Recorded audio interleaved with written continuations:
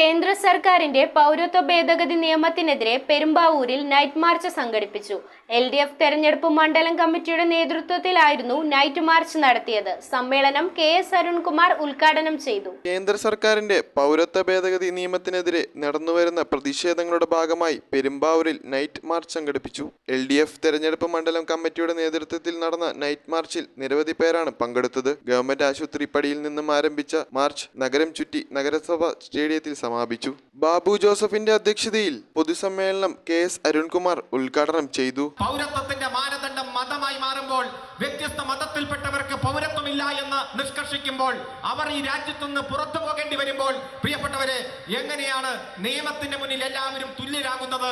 നിയമത്തിന്റെ മുന്നിൽ എല്ലാവർക്കും തുല്യ പരിഗണന കിട്ടുന്നത്? യോഗത്തിൽ ഹാഷിം തങ്ങൾ മുഖ്യപ്രഭാഷണം നടത്തി.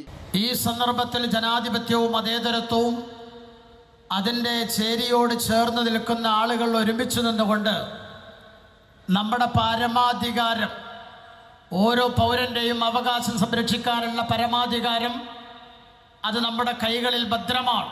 നേതാക്കളായ KK Ashraf, advocate Pushpadas, NC Mohanan, CM Abdul Kareem, Ramesh Chand, Rajesh Kavungal, KP Babu തുടങ്ങിയവർ നേതൃത്വം നൽകി. News bureau, Perumbavoor.